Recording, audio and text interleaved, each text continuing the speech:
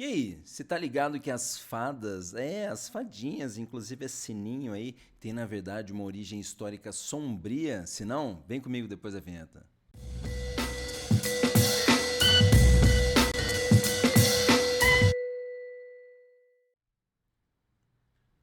Fala, sua louca, seu louco! Aqui é o Prof. André do História em Casa nessa ondinha do saber. Você lembra que hoje a gente vai aí de história, mas antes de continuar, é claro, já dá o like no vídeo, se inscreva no canal se não é inscrito, ativa o sininho e também segue a gente lá no Instagram e no Facebook do Prof. André História em Casa, além de ouvir o nosso podcast no Spotify. Não esquece, hein? Não esquece também de compartilhar o canal com a galera e deixar o seu comentário ao final do vídeo. Quero saber se você conhecia essa origem aí sombria das fadas, né? Ou dos fadas também, porque é bom a gente se ligar que fadas aí é um termo comum aos dois gêneros. Tem fada menino e fada menina.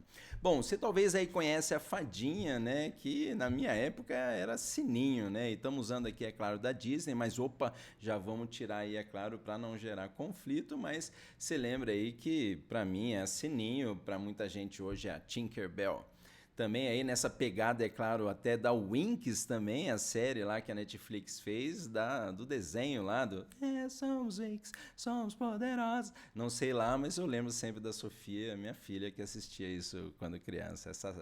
O desenho lá da Winx. Então tá certo para vocês. Mas não sei se você tá ligado, na verdade, então começando aí a nossa história, que a Sininho, né, ou a Tinkerbell, ou a Lamparina, em algumas, né, outras línguas aí, aparece para nós na peça de teatro e depois aí no livro chamado Peter and Wendy, justamente do nosso amigo aí Sir James Matthew Barrie. Esse cara aí, um grande escritor aí para alguns, é claro, até foi interpretado lá pelo Johnny Depp também no filme, que é o que criou então o Peter Pan, né? Se você lembra ali, o Peter and Wendy, olha aí, né? A Sininho então carregando um dedal, então aqui trazendo um dedal pra gente, pra você ver como ela é pequenininha. Então lembra que aparece para nós aí a representação, né, da Sininho, justamente na obra do James Matthew Barrie, né, que criou aí o Peter Pan e a Wendy. Então, né, essa obra original aí do Peter Pan, o garoto não queria crescer. Bom, muito conhecida é essa imagem então do nosso amigo Sininho, mas é bom lembrar que, se for ver, a origem das fadas é mais sombria, então, de que as fadas, na verdade, se for ver, tem aí um lado sombrio que não é o que a Disney apresenta, né? Ou as fadas aí da Disney, né? Mas ou até da, sei lá, também da Barbie, também Barbie, né? Mas vai para vocês aí. Lembrando que aparece já o conceito de fadas, né? Entre os celtas, um povo aí que, né? A gente pode associar também a história aí da Escócia, de Irlanda, que coloca aí o termo de Aes Sedh, para uma galera, é claro, então, que representaria para nós essas fadas, né, que aparecem como espíritos da natureza que são imortais e que ao mesmo tempo aí viviam próximos de túmulos ou em montes sobre túmulos. Então, já um conceito meio sombrio aí. E o que é interessante, quando eu estava buscando justamente, né, o que tratar aí, eu vi essa história das fadas sombrias. Eu lembrei também, para quem curte lá, né, o Hellboy, que eu acho que no Hellboy 2, que tem um monte de seres lá místicos de outras, né, realidades aí aparecendo, as fadas do dente, né, que para nós aquela coisa, o dente de leite tirou, colocou embaixo lá do travesseiro e depois aí aparece uma moedinha lá, que, né, a fada do dente vem e traz. Na verdade, quando assistiu o Hellboy 2, para quem sabe aí a referência, essas fadas do dente são um pouco diferentes aí do que a gente pensa, né? Ou daquele também, The Rock lá fazendo fada do dente, não sei. Mas vale a referência aí do Hellboy 2 e as fadas do dente, para quem conhece aí, sabe atrás do que elas estão. Mas acho que isso não é spoiler aí. Bom, mas voltando, uma coisa também importante que vai aparecer é, claro, relacionado com a religião. O rei da Inglaterra e Escócia aí, James I, ou Jaiminho, né? O Jaime I na tradução mais de português aí para nós, Isso aí é associado ao século XVII, até lembra, depois dele vem o Carlos I, né? Vai acontecer lá a Revolução primeiro puritana, depois a Revolução Gloriosa, mais para frente na Inglaterra.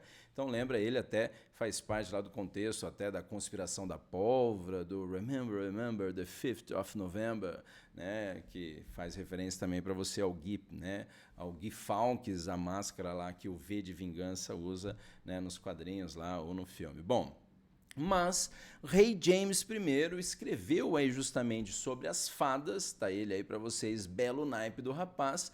James I escreveu aí, né, um documento chamado Daemonology, né, de demonologia, no qual ele fala então que as fadas, né, que ele usa o termo lá arcaico de inglês de fairies, que aí no caso fairies, né, mais no inglês atual aí para fadas, no qual ele fala justamente que seriam elementos aí de repente ilusórios, né, pessoas aí que acompanhariam alguns indivíduos fazendo profecias, até ajudavam também, né, no transporte dessas pessoas. Então, seres mágicos aí, e às vezes a referência era de entidade infernal, né, de ser ilusório que te engana, como, por exemplo, pode aparecer também lá na lenda do Rei Arthur, Morgana Le Fay, aí, que no caso também, para quem lembra, tem suas associações com o mago Merlin, e de que Morgana aí seria até muito tratada como a fada Morgana, entre várias outras fadas aí de Cinderela e tudo mais, mas estamos pegando lado pesado aqui. E até eu lembro também, para quem curte história em quadrinhos, que é uma puta história em quadrinhos animal,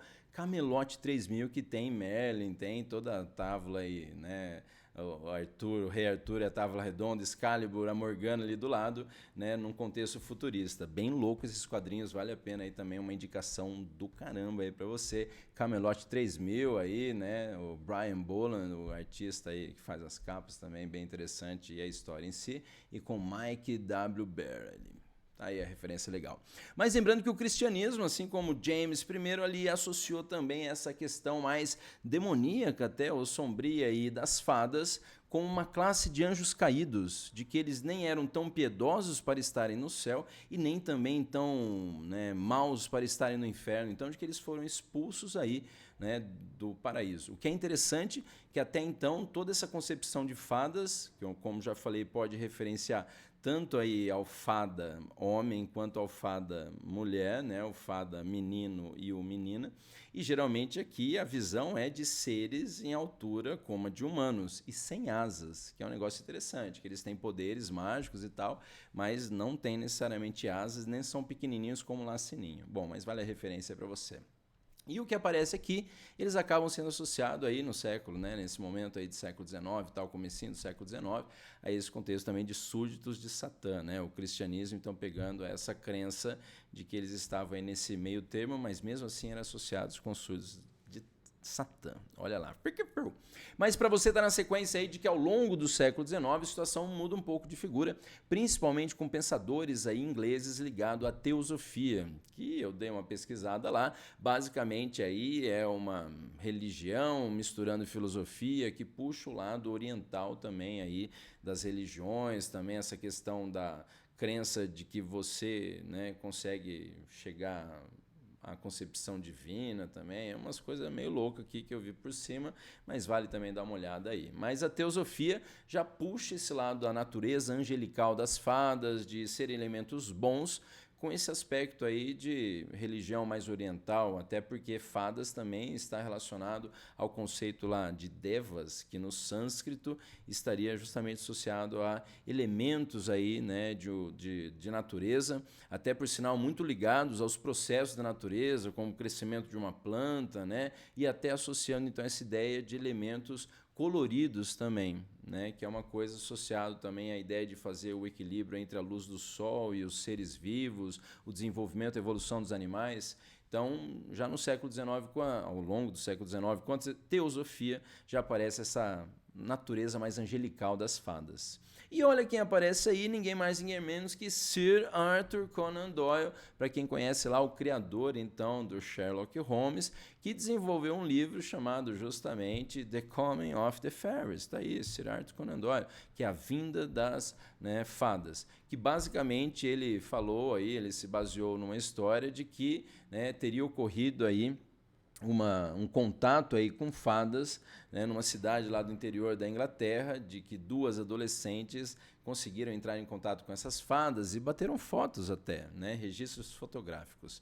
E aí o Sir Arthur Conan Doyle defendeu essa ideia aí da teosofia, que seriam elementos que lembrariam justamente borboletas, então diminuiu o tamanho das fadas para vocês, isso ao longo aí do século XIX, né? E também aí uma coisa muito interessante que depois, é claro, descobriu que isso tudo era uma tremenda de uma mentira, era uma tremenda de uma pegadinha aí das adolescentes que, né, tiraram fotos, fizeram colagens e enganaram, olha que coisa, o Sir Arthur Conan Doyle, justamente o do Sherlock Holmes. Olha, será que o Sherlock Holmes foi enganado então? Né? Mas aí a ideia então de que com isso esses elementos mais da natureza, coloridinhos, lembrando aí, né, borboletas, aparecem para nós mais no século XIX para o século XX, lembrando lá que a obra, né, Peter e Wendy, em que aparece a Sininho, em que aparece o Peter Pan e tal, já é do século XX, se eu não me engano, 1904, algo assim. Mas é isso aí. Espero que você tenha gostado dessa curiosidade histórica aí. E é claro, se você ainda não deu o like no vídeo, dá o like no vídeo, se inscreva no canal se não é inscrito, ativa o sininho, também segue a gente lá no Instagram e no Facebook do Prof. André História em Casa, nem de ouvir o nosso podcast no Spotify, hein? É isso aí, até a próxima curiosidade histórica com o Prof. André. Até mais, valeu!